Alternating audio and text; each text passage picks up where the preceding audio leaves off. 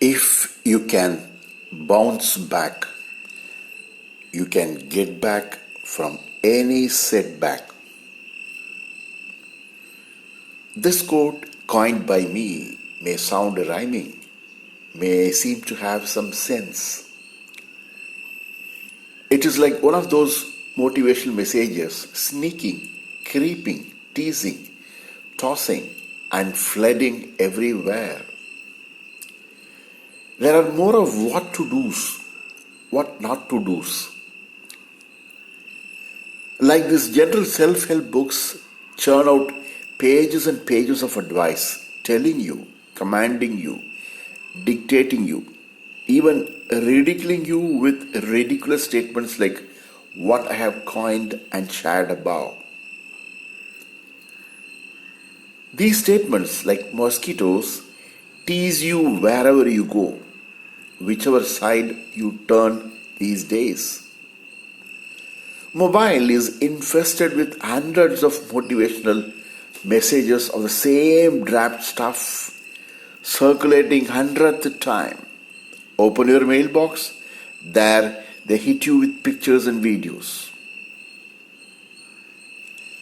Self-styled evangelists of motivation and inspiration, and also a few claim to get inspiration from above, advise people from rooftop as if people don't know anything. Even the generic books preach as if people don't know what to do to tide over difficulty. People most often know what to do. People get themselves the know-how of changing behavior or habit.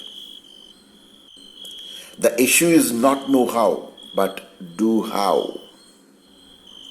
Doing what they know is the issue. People are helpless prisoners of behavioral pattern. Despite their desire, people continue to be where they are and feel frustrated about no significant change. Books or advice do not address this issue, only deal with it superficially, which does not sufficiently help the person to bring in desired change. And now the conflict starts within the person. Guilt mounts up, frustration heightens. The person sits with bitterness that the book has not hooked him. The book has not pushed him to take action to bring the desired change. After some time, the book itself becomes a burden. So, read any self-help book. The author talks of only possibilities based on the author's experience of life. They are only pointers of possibilities and not a gateway for guarantees. My suggestion, while appreciating the wisdom of the books, learn from your life context than simply interpreting your life by some text written by some author out of his experience of life. Dr. Phil McGrath, in his book Self Matters, says the authentic self is you that can be found at your absolute core. It is the part of you that is not defined by your job or by your function or by your goal.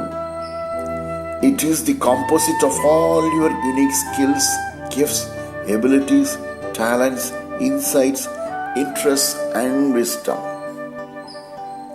It is all of your strengths and values that are uniquely yours and need expression, versus what you have been programmed to believe that you are supposed to be and do.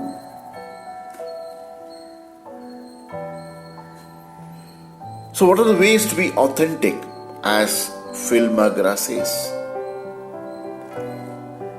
1. Acknowledge your feelings, moods, and needs as being present in you. What you resist always persists. Become aware of them. This awareness itself helps to mellow down or soften your feelings. 2. Ventilate those feelings as they surface and do not try to conceal or suppress or psych with a borrowed positive note. For example, when you feel like crying, cry, and that may give you a sense of fulfillment that you are able to do what you want to do and subconsciously give you the assurance that life is at your disposal. 3. See the positive intent of your feelings and moods. What do they communicate to you? If you ask within you, you may get answers. Do something to fulfill that intent. 4. Forgive your mistakes or failures without seeking approval. That restores your self-esteem for you to rise again. 5. Get plenty of rest. That gives you space to redefine your life or refine your approach. 6. Be physically fit. That gives you energy and morale booster to face facts of life and soar high again. 7. Improve your personal relationship that provides opportunity to receive empathetic understanding and guidance from people around you. 8. Dress well. That makes you appear good. In turn, you also have assertive bills of rights. What are they? Ask for what you want. Express your feelings and opinions appropriately and have them take it seriously. Disagree with others regardless of their positions, opinions, and numbers. Say no without feeling guilty. Say I don't know. Feel all your emotions, including anger, and express them appropriately. Offer no reasons or excuses. You have the right to be how you want to be or what you want to be, with the fullest responsibility of its consequence.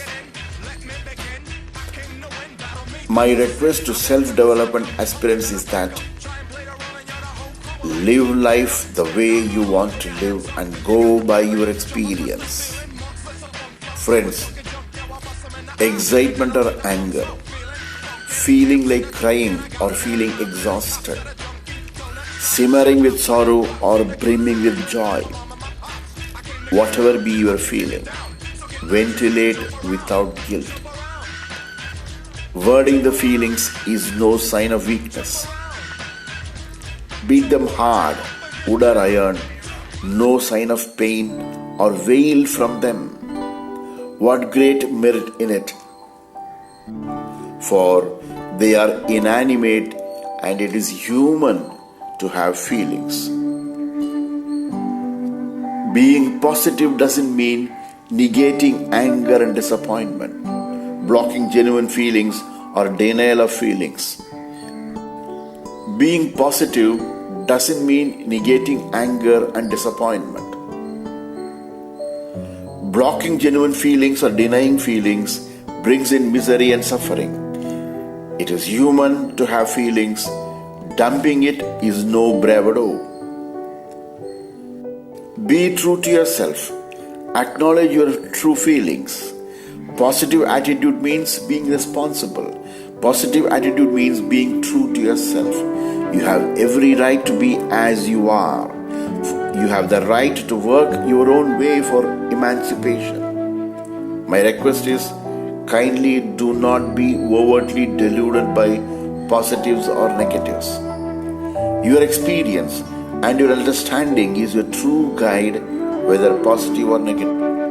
You are an unique individual. No one else is like you in the whole world. This makes you special already. Our time in this world is limited. Make it happen for you so you leave your mark in this history. You are your miracle.